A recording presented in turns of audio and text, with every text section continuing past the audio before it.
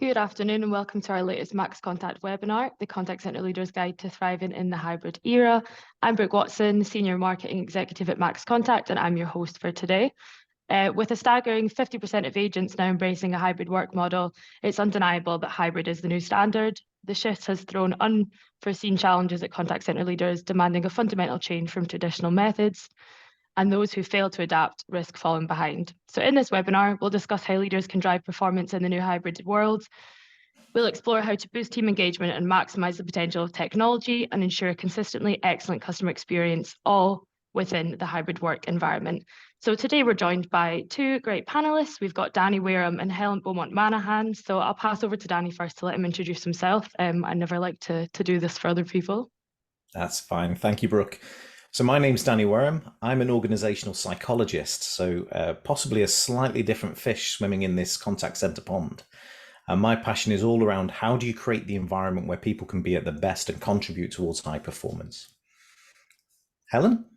Thanks, Danny. I'm Helen Beaumont Manahan. I'm Head of Training and Development at BPA Quality. We help all kinds of global businesses in the contact center space, some of the world's largest brands, to improve and optimize their customer and employee experiences. And we do that through assurance, quality, actionable business intelligence and insight programs. So I'm super lucky. I get a lens on all types of different operations and cultures in my role. And I'm just constantly learning from all the people that I meet, great colleagues like Danny, but also especially those who are at the tip of the spear on the front line, as it were. So the agents that are doing the really hard yards for us all in our contact operations. Great, thanks both. So yeah, we'll jump right in. I think good place to start is obviously giving a bit of context. I'll go to Danny first on this one. How do you think the contact centre landscape has evolved in recent years, particularly with the shift toward hybrid working models? I think there's quite a few changes that have happened. I mean, the contact centre industry that I've been in for nearly 30 years seems to never not be in change. There's always something new coming along, whether it's driven by the demands of the customer or we've got nice new shiny stuff. So whether it's new IVRs or new platforms or let's stick a GUI on the front of our existing systems. The one thing that hybrid has done, or COVID specifically has done, is it's changed things very quickly. And as a result, we've got a bit of behavior around how do we either embrace it and the benefits that it can bring, or everybody back to the office because it's uncomfortable and we're not quite sure how to make it work. So that's really the biggest change. We don't really know what to do with it. Even companies that were hybrid before COVID are still got a little bit of niggles and struggles that are going through it. But the fact it's been a very rapid change and we're still not quite sure what to do with it is probably what's changed the industry so much. Great, thanks. Helen, any thoughts on this? Yeah, no, I'm just violently agreeing there with what Danny's saying. I mean, there's always changing contact centres. Every contact centre is always on a journey. Whenever you talk to them, it's always it's great because it's exciting.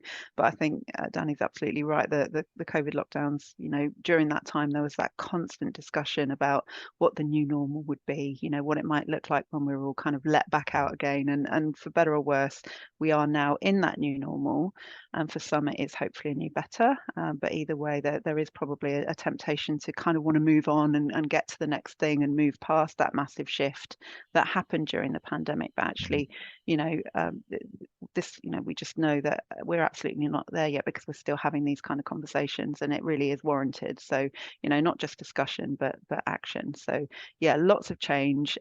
Maybe a prevailing sense we want to be further along than we are. So it's great to have the opportunity to really think about what do we know to be true and what action can we take. Yeah, absolutely agree. Thanks both. I think in terms of getting ourselves started, I've got a poll to put out there just on a similar topic. So it'll be, as a leader, do you find managing your team and operations in a hybrid setting to be, and we've got two options, easier than in a fully in-office environment or more challenging than in a full office environment?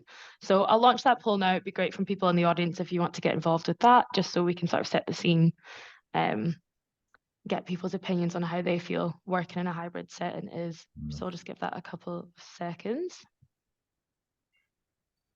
I suspect I know which way this might go. Yeah, I was just thinking.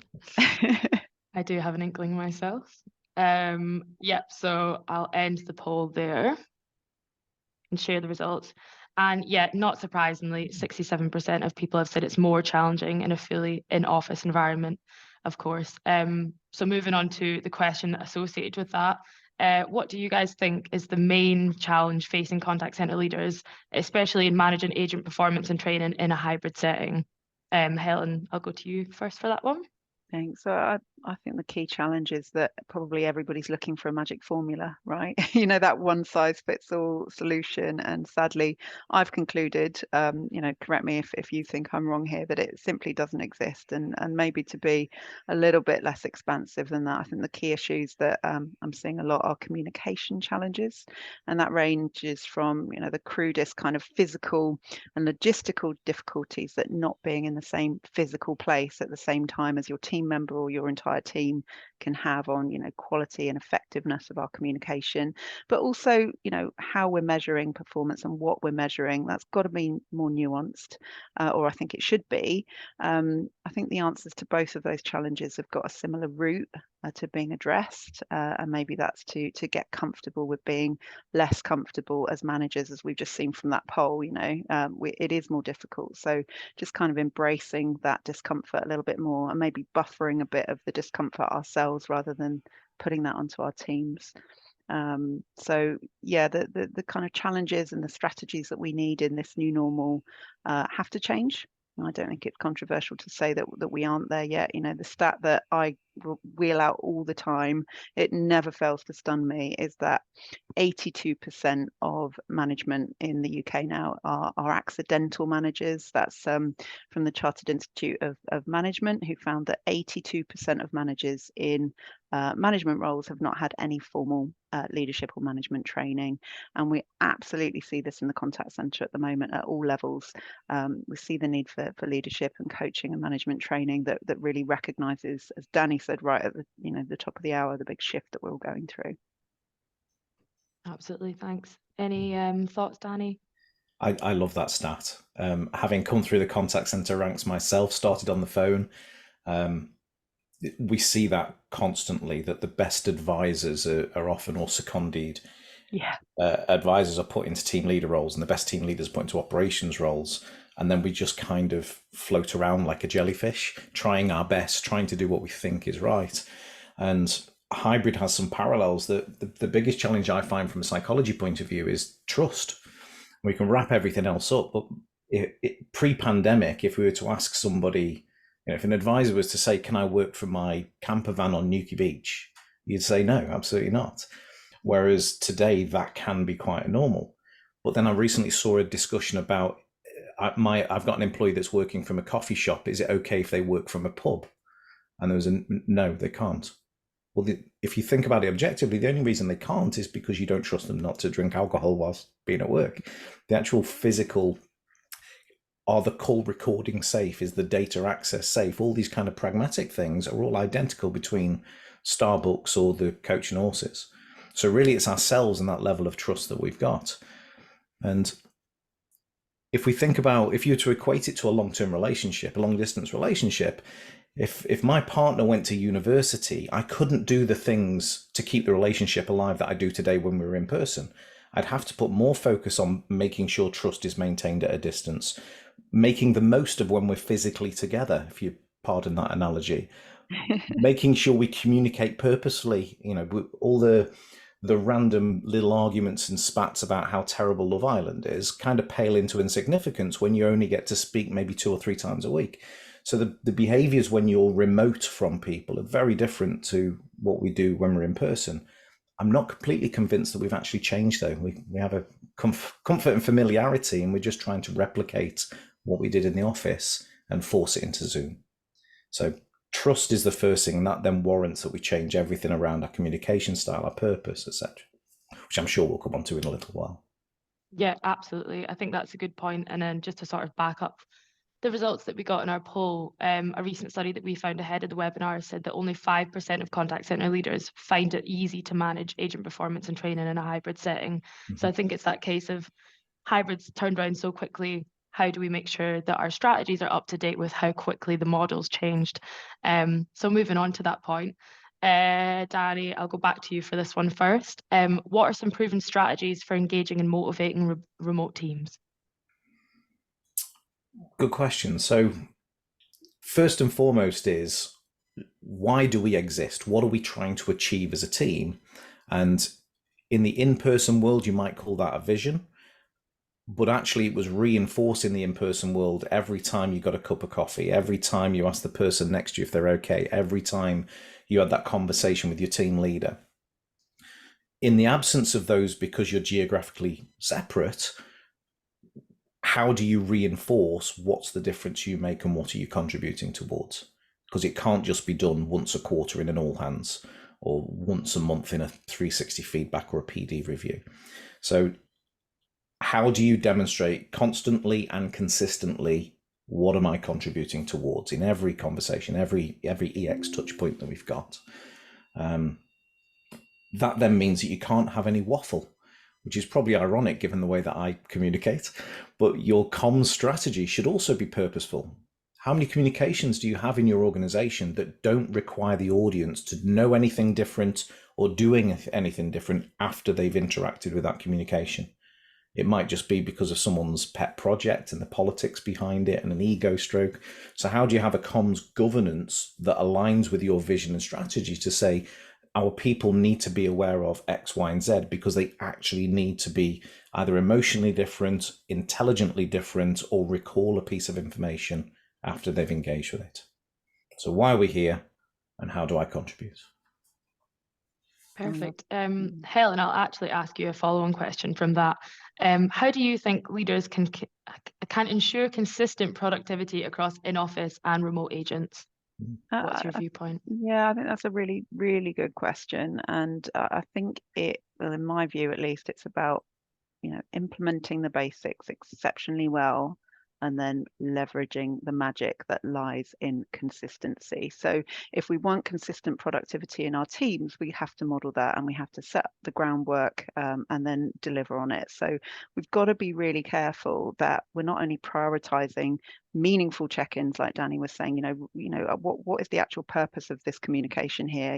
What's going to be tangibly different after, but that we're also, and this can be really tempting, to prioritize those communications in a remote world. It can be so tempting if somebody's getting in touch with you remotely via Slack or via Teams to maybe just ignore that, let it wait. Whereas if they were there with you physically in the office, that A, wouldn't be an option, but B, you might not even then want to negotiate with them, and another time you just have that conversation there and then. So when we're having these intentional check-ins with our team, that we really do meet them there and that we're being human with them. We're asking really good questions. We're asking, how are you? How are you really?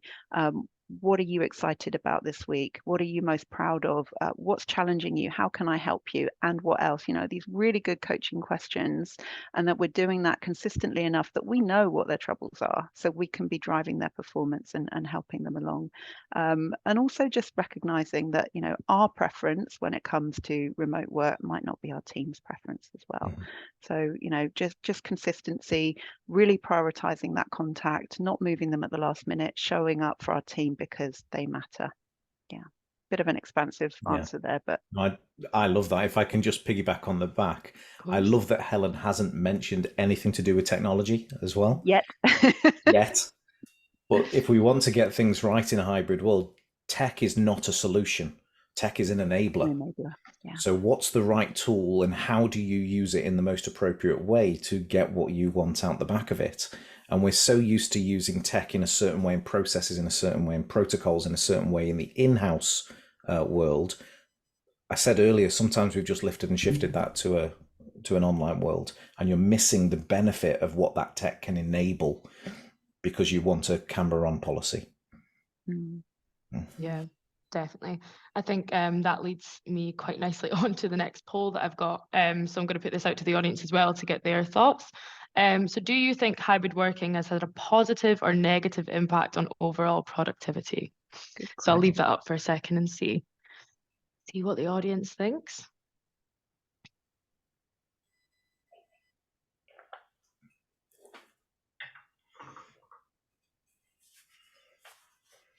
Oh, interesting results. Okay, cool. I'll just end that there. So we've got 77% of the audience believe that it's had a positive effect. Now, that's actually backed by a McKinsey study that we found that said that 80% of people enjoy working from home more than they do in a fully office environment. And it says that they actually find themselves to be 41% more productive working in that sort of hybrid model than they were previously in the traditional 5 days a week model. So that's quite an interesting response from the audience that matches back up. Danny, what's your thoughts on this? Surprised? So with my science head on, you have to question where the data is coming from, what correlates, and what the cause is. And it's interesting that broadly performance in contact centers is pretty much the same today as it was pre-pandemic in terms of efficiencies and effectiveness. So if people subjectively feel that they are more effective, then there should be some evidence, some objective evidence that says that that's true as well. So what is success if people feel more effective? And if you look at organizations, for example, Sensee, you mentioned earlier on, in their on their website, they've got some case studies from employees of what they feel working in a permanently remote environment is like. And the case studies are all about flexibility, being able to continue studies, being able to do things around your work rather than work being a kind of time shackle. In those scenarios, all of the examples on the website, those people are more successful. Now, it might not be the contact center is, although obviously those performances have been delivered, but if people feel that they're making a difference, if they feel that they're seen, that what they do matters and that they belong, then there will naturally be a kind of halo effect of performance increase. And ultimately, for me, that's what work's about. We rent employees from their families for 8 hours a day, 9-hour a day. So the least we can do is create environments where they're able to contribute purposefully, not just towards a specific KPI, but also in life in general, which is a bit John Lennon, you may think I'm a dreamer, but I genuinely believe we can make the world a better place by creating the environments where people can contribute. Definitely. Any thoughts, Helen? Yeah, just thinking about the blank space here, which is, yes, that's quite an impressive stat, isn't it? 80% of us, and I'll include me in that, enjoy working from home. But there are those that either can't or really actively dislike it. And I think, for them, the inconvenience and the isolation of home working is a real factor. And we just have to be mindful of that. We've got to remember that our preferences and the majority preference might not be working for everybody, and how do we mitigate for that, and how do we kind of in that place manage by exception and make sure that those people are catered for as well. Mm-hmm. Definitely. I think an additional point, if you're talking about productivity and hybrid working, we've got certain ways that we measure productivity traditionally when we were in like a sort of fully office environment.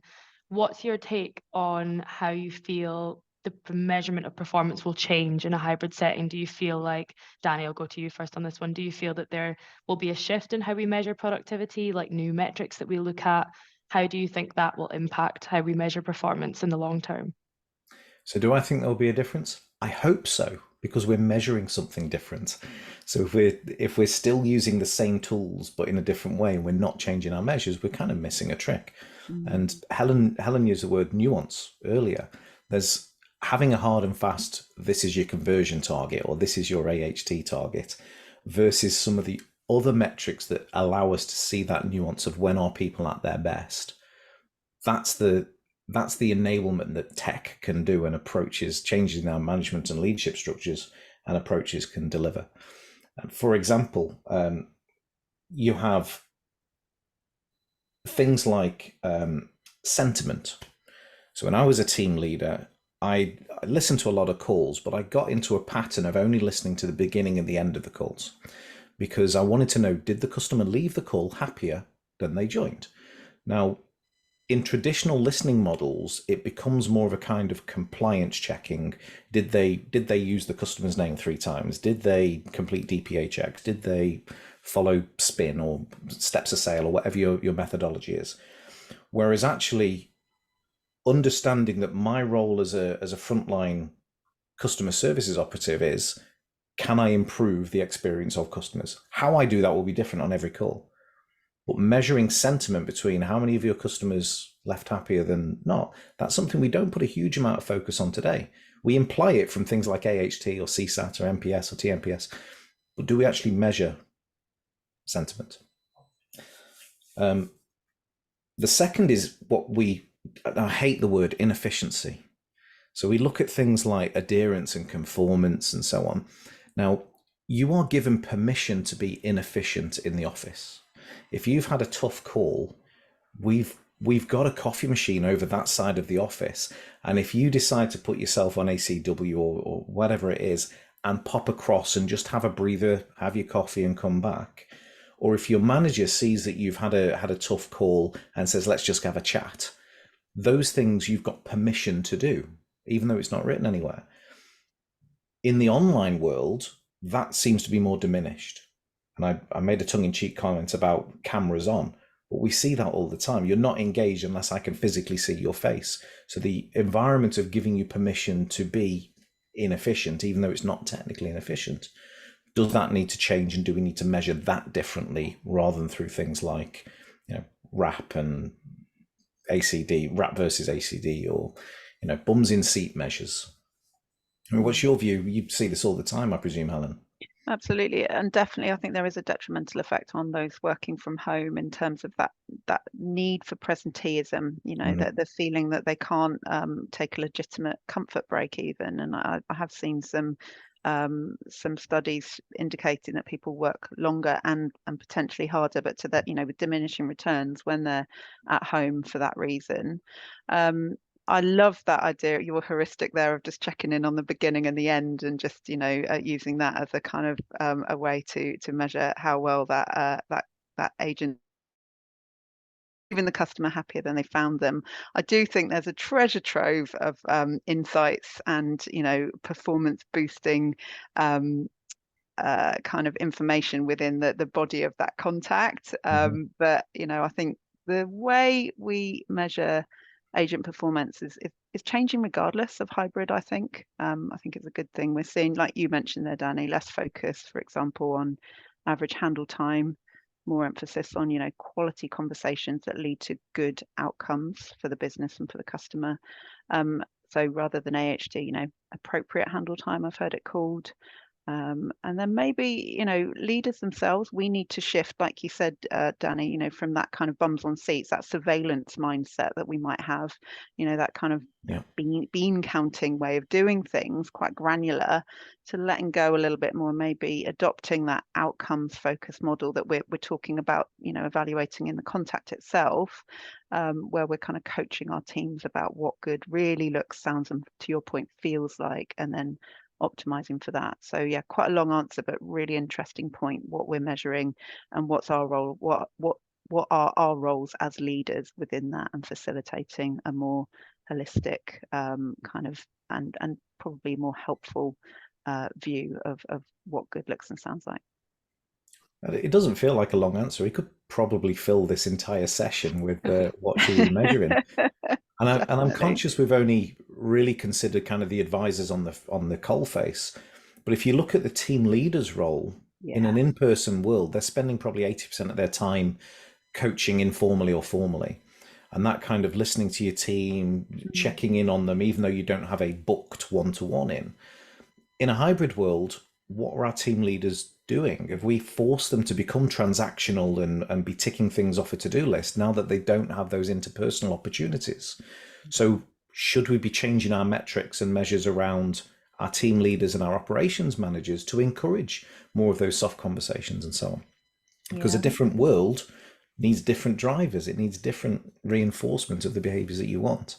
You're so right. You can't just lift and shift the old ways into this new savannah that we find ourselves on, for sure, which does feed back a little bit to what I was saying about really, prioritizing and ring fencing those regular check-ins with your team that are more than just performance conversations, where you really are having that opportunity to be authentic, right? To let them know who you are and to actively seek to learn who they are.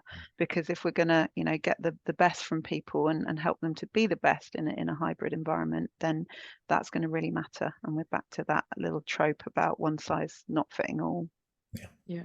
Definitely, I agree. I think there are some really valid points. And to move on actually from something that Danny had said before, I think it's a good time if we're talking about, measuring and how we change the way that we view things. Danny, you'd said before about technology being a sort of enabler for this rather than a solution. So it kind of moves me on to my next point is obviously AI, undisputable. We hear about it all the time. You can't get away from AI. It's one of those things that we just hear in the contact center industry space, and rightfully so. It's a huge technology. And we're only really just starting to see the value of it in the contact center space. I think everyone was very quick to talk about AI, but now we're actually seeing how it can actually provide real value, and particularly in a hybrid setting, provide that support, maybe where there isn't a manager there that can assist an agent in live time. So it brings me on to my next poll and my last poll for the day.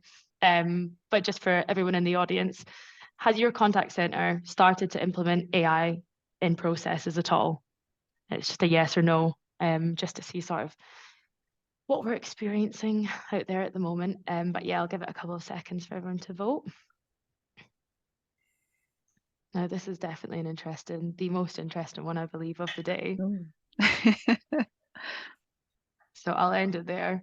But we've actually, just as someone's voted in the very last minute, but we did previously have a 50-50 split.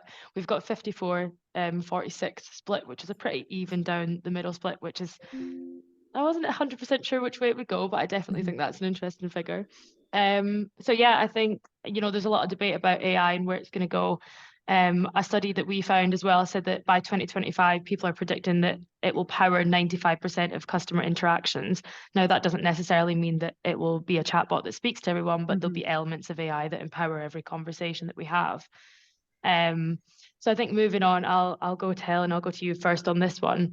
Which AI technology do you think would be most effective in streamlining hybrid contact center operations? What one do you think? Well, I can't really pick one out. I think it's interesting that the catch-all term that is AI in the contact center, and really being quite clear about what we mean by AI and what is other tech solutions that are essentially just decision trees potentially. And there's a lot to be done there about understanding the difference. I'd also just want to go back a little bit before we go forward and just make sure that the basics are right just in that wider tech space. So many agents tell us that their systems are slow, or they don't talk to each other, or even their hardware, their knowledge management tools simply aren't up to scratch, which can be a massive source of frustration, whether they are, working hybrid or in the bricks and mortar location. And I'm really curious about this. It's a human desire, I suppose, and we've already seen how, ever changing and in evolution contact centers are, but this kind of desire to throw the baby out with the bathwater and get massively distracted by conversations around AI. So I think that, to answer your question, the thing that's really going to help people are the more conversational knowledge management tools, learning systems, like automated learning systems. I think AI's ability to also pick up, so you mentioned chatbots, and we're not going to see large scale humans being completely replaced, but hopefully those more transactional queries will be, which is a great thing. But we've got to recognize that as the bots pick up the run-of-the-mill bread and butter contacts, that's going to impact on our human agents, who are going to be increasingly managing, the emotional load of the conversations that they're having, complex queries, potentially vulnerabilities. And so we're going to have to be continuing to really recognize and reward the changing nature of our role for our human agents, and making sure that we are, like you said, powering those contacts with more sophisticated knowledge management and learning systems.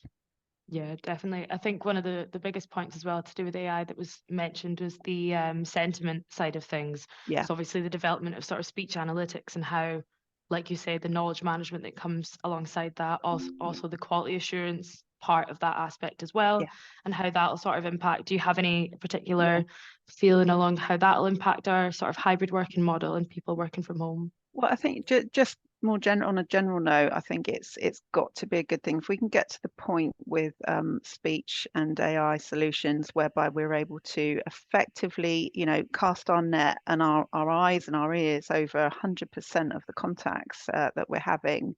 To a level of reasonable sophistication. What we're going to be able to really do is focus the Just like we're seeing with the agents, you know, the ability to really surface the right contacts to agents and deflect the rest to AI and bots, we'll be able to really get to what matters and level up the overall quality of those contacts and the learning opportunities in those contacts. So I think that's massively important, this idea of just being really clever about where we point the efforts of our human workforce when it comes to empowering and improving for everybody, and ultimately for customers themselves. Yeah, definitely. Danny, any thoughts on this at all? Oh, lots and lots and lots. Where to start?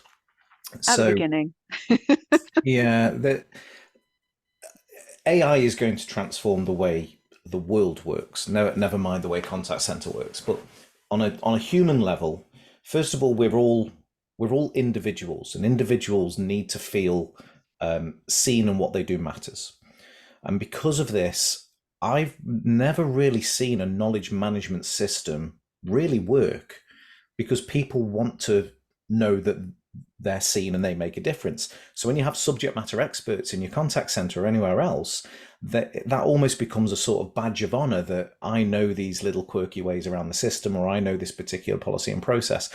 So knowledge management platforms generally only get accessed when something's gone wrong and it forms part of either a complaint or even a grievance or disciplinary process. It's not used proactively as a way of expanding knowledge, for better or worse. AI kind of plays in that arena when it comes to knowledge management, of potentially preempting what's the customer's query. So you're reducing the power and the influence and the visibility of the individual. So there's going to be some butting of heads, shall we say, psychologically, in the adoption of that. The second is that we're also part of social groups. And we talk about humans being social animals as if it's a line of chimps all grooming and building bonds between each other, which is true. But we're also herd animals, just like cows or zebra. And when a threat comes, we all behave like each other. We all huddle together. We become defensive of anything that's not like us. So again, the adoption rate, unless I understand what's in it for me and how's it going to make us better, the adoption rate is also going to be impacted that way. So the kind of point of this is that if you're going to drive any change in an organization, we need to have an emphasis on what difference is it going to make to me? How is it not going to be a threat to myself as an individual or to the herd that I'm part of? And this is one of the reasons that change management programs fail so frequently.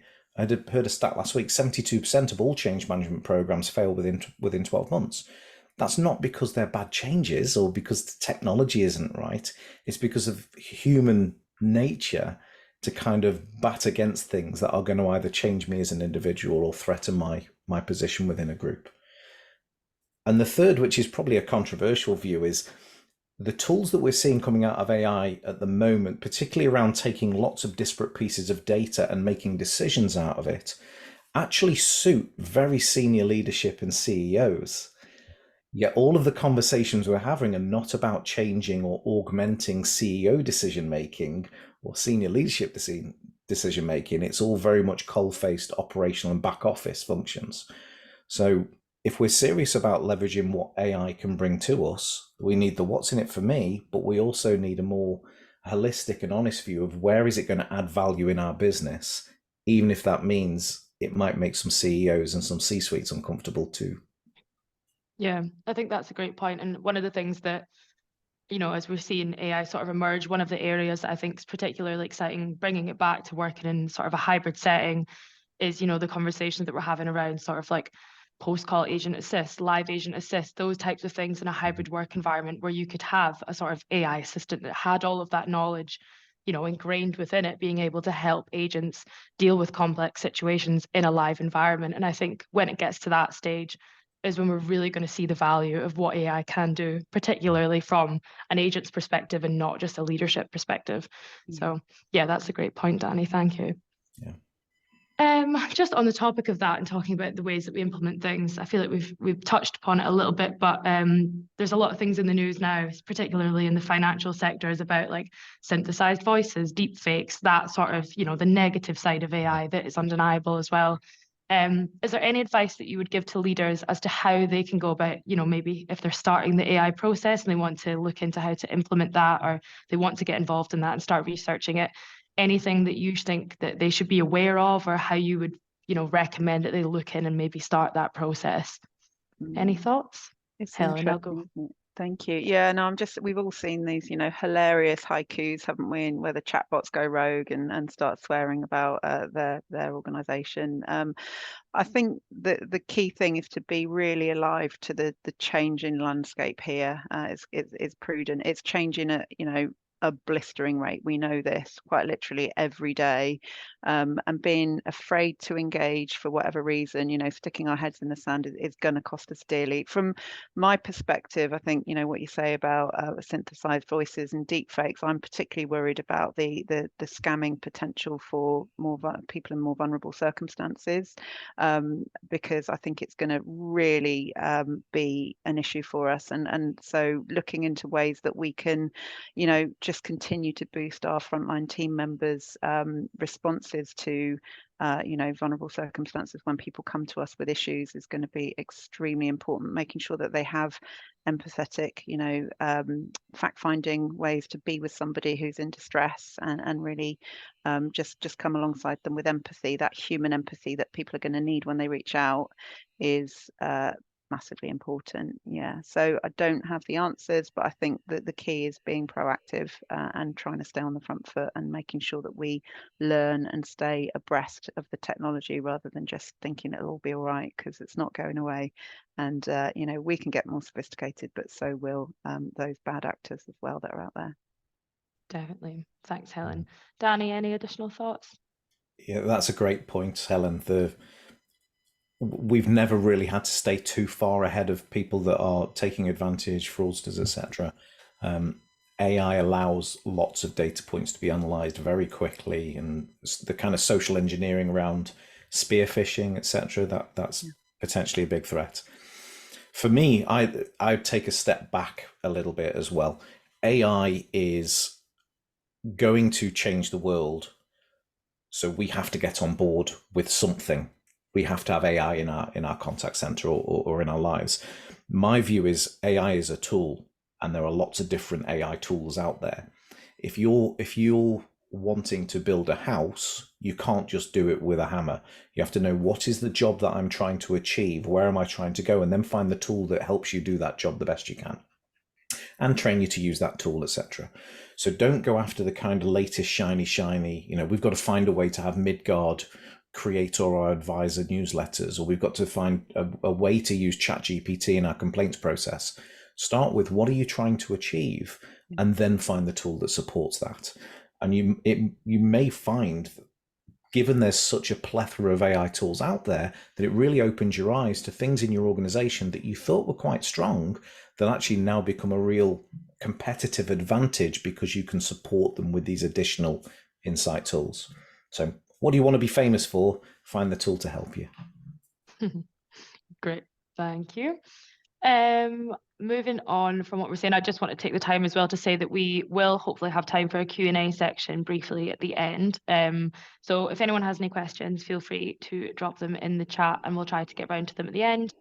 Should for any reason we don't have the time, we'll make sure to follow up with anyone after the session as well. But just wanted to mention that there. So we've touched sort of briefly on like the customer impact of AI and vulnerable customers and things.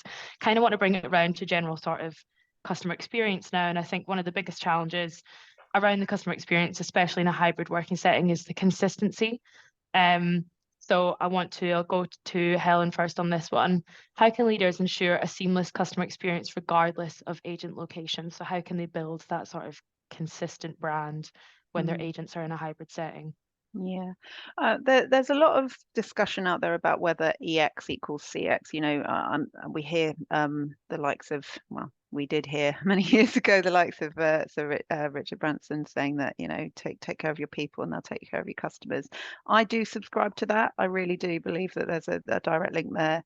And I think because of that, to build consistency, we have to be really mindful that we are creating equity and parity of experience for our people if we want to then have that end result for our customers. So a key call out is, maybe being mindful of a lack of equity between in-person and remote when it comes to, for example, opportunities for career advancement, just the way people are viewed in person and remote, opportunities that they might have in the office that potentially might pass them by if they're working remotely, because that really risks having a knock-on effect on the way our team members feel and then how they then show up for our customers and ultimately the business. So, I've seen people being told flat out that they won't fare as well in their career, or their job prospects or their salary prospects might suffer if they fail to consider coming back in-house or having that kind of career shift. So I think we've got to be really careful to check our own biases, because we all have them as humans. I'm sure Danny knows a lot more about this than I do, but we've got to think about what our own personal views are and what biases might be at play. My dim understanding lets me know at a really intuitive level that there's lots going on that we have to be aware of. That kind of the primacy effect, the recency effect. If we're close to somebody, we're seeing them at the water cooler, we're seeing them at coffee in the coffee queue, then they're going to be front of mind when it comes to opportunities or potentially that key project or whatever it might be. So it's really important that we're mindful of our own biases as leaders, and then again, just that connectedness, making sure that for that parity of experience, we're seeking to balance how the connections are formed for our team wherever they're working as well. We need to make sure that doesn't feel done to, and that people have the opportunity to think about how and when they want to meet and what's going to work best for them. I know during the pandemic, people talked a lot about one remote, all remote. I'm not entirely sure that needs to be the case, but I do know as a trainer, for example, that there is a lot more to hold and balance and facilitate when you are managing conversations with some people that might be in a boardroom, for example, and then others that are dialing in. So we've got to be really careful. Danny, you mentioned earlier about cameras on, cameras off, and that's an ongoing and raging debate. I do think there's something to be said for connectedness. As humans, we do watch faces, we learn from faces, and there's a lot of information that we gather from seeing people, whether face to face, even if that's not in person. Again, very expansive answer there, but I think it comes back to ensuring parity of experience for our team members, in this new hybrid world, if we're going to have any hope of having a consistent experience that's then delivered to our customers. Mm-hmm. Definitely. Any thoughts, Danny? I think you've probably got a future as a psychologist. The explanation of biases, particularly proximity bias. There's lots of studies on people, for example, that are seconded out of a role, maybe to go and work in an offshore, in an outsourcer, are often out of sight, out of mind, and are impacted by development and progression opportunities and so on. And that is going to happen unless we're conscious of it in a hybrid world as well. So yeah, you hit the nail on the head in terms of that kind of halo effect and that proximity bias. There's lots of opportunity if we know what is it we're trying to achieve, because you can tailor your tools to help you deliver that. So cameras on, camera off, if you think of that in terms of a tool, does it help us achieve what we want, having the cameras on or not? Or are we just saying, because it's comfortable for us, I want to see your face? And I use an example of an organization called Automatic, who own WordPress, they own WooCommerce. Now, their vision is all about creating a suite of tools, or creating the opportunity so that everybody can be the best possible creative writer they can. They do all of their job interviews via SMS message. Wow. They never meet. They never do videos. And there are two types of response whenever I use that example. The first is cynicism and distrust. How do they know it's the person turning up for the interview? How do they know it's not their mate? How do they know it's not ChatGPT writing it? And the second, particularly when I explain, their vision is all about communicating in writing. They're in 97 different countries, all with different languages. So being able to communicate succinctly in bullet points in multiple languages in a way that is easily digestible, it now makes complete sense that their onboarding and talent attraction processes would be done in that medium rather than let's have face-to-face meetings and let's build, pasta and spaghetti bridges together in some kind of identify our talent and then try to retrain them. So if we start with what is it I bang on about this North Star all the time, but what is it we're trying to achieve? And then what are the right tools and approaches? And if you've got things that are getting in your way, what are the processes and protocols you'll put in place to limit the impact of things like proximity bias that will limit the things that challenge your trust in others just because you can't see the face, or maybe they don't work your core hours, or they have 2 hours in the middle of the day because that's an agreed flexibility, or whatever the processes you have. How do you mitigate against our core biases that will make us feel, well, this isn't quite right, I can't let them work from a pub? Mm-hmm. Yeah, definitely. Great, thanks both. I think we talked a little bit about measuring sort of the agent performance with metrics. I think put that on the flip side based on what we're talking about.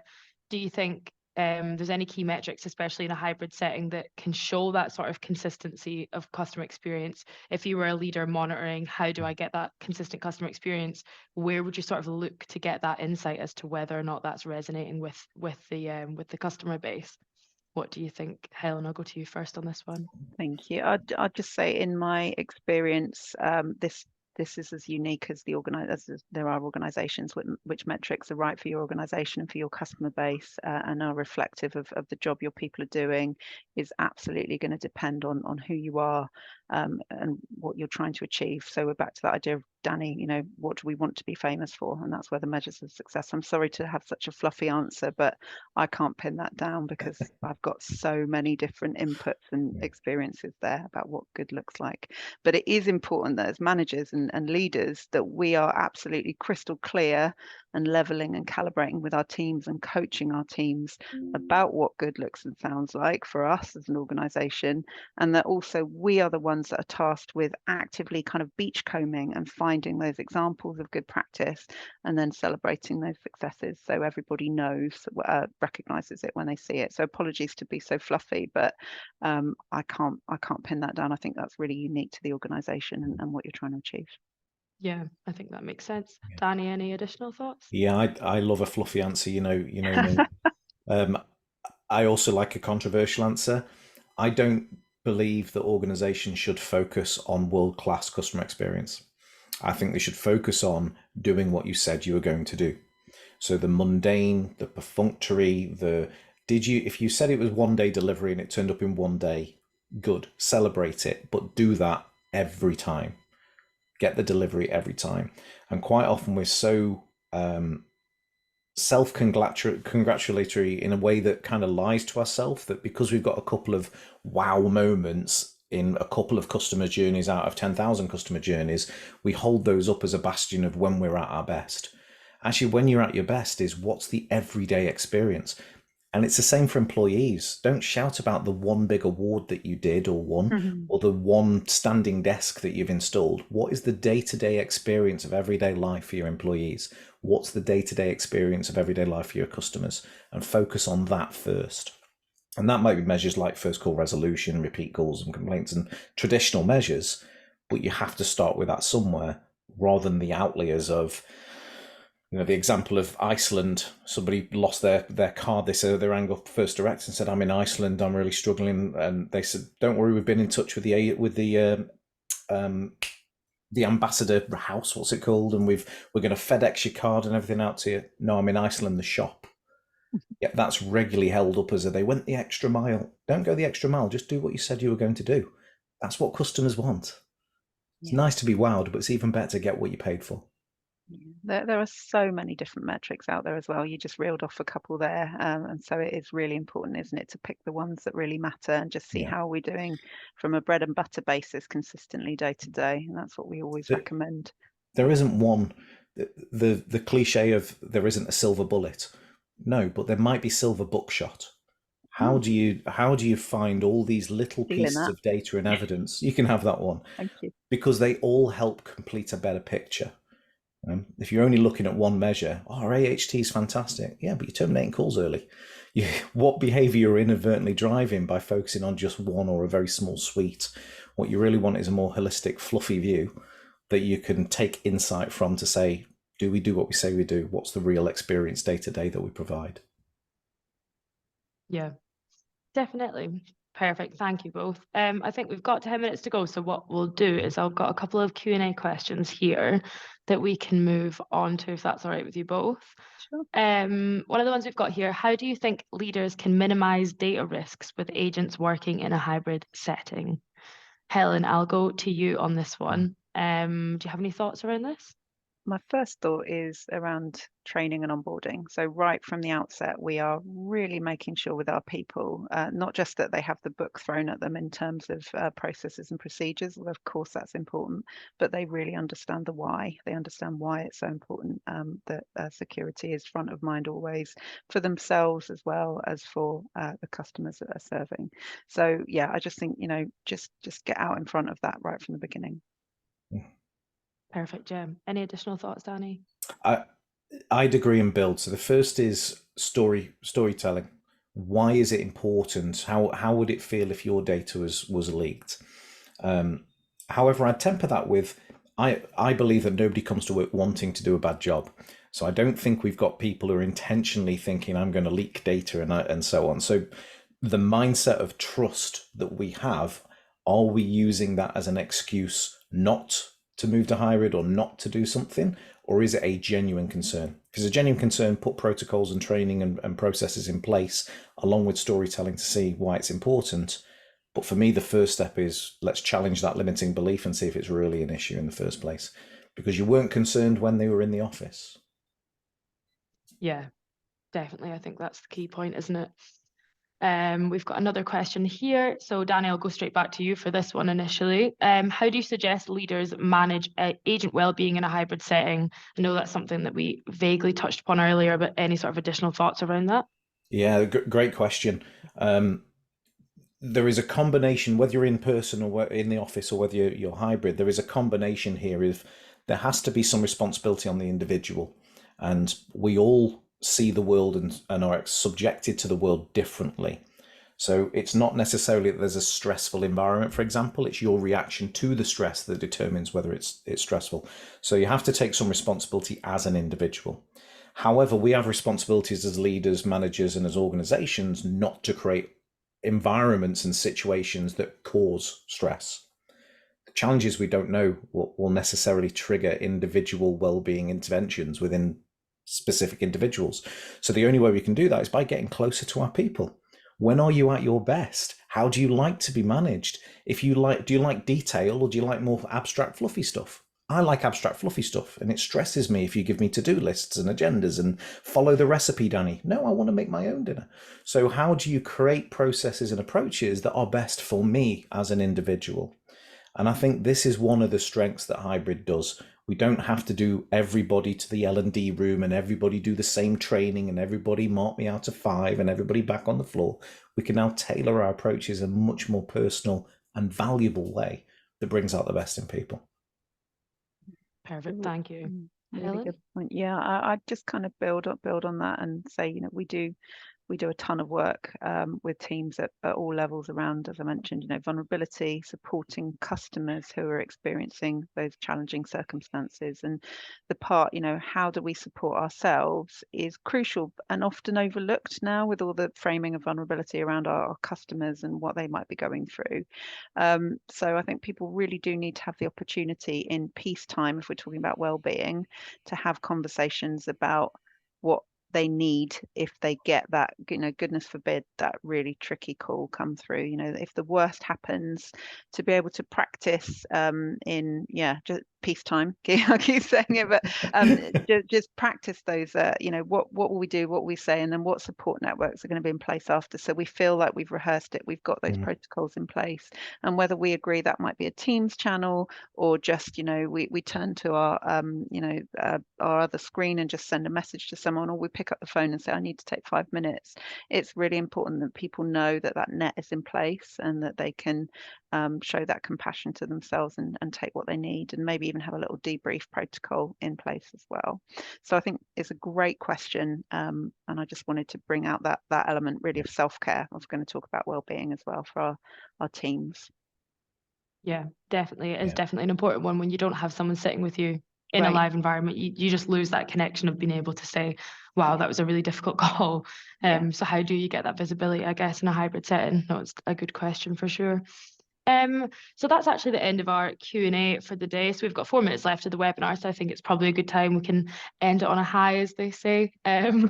But yeah, I'll share the on-demand recording with everyone that's sort of registered for the webinar afterwards. Of course, if anyone has any additional questions after the fact, get in touch with myself or Danny or Helen, and I'm sure we'll all be very happy to answer your questions.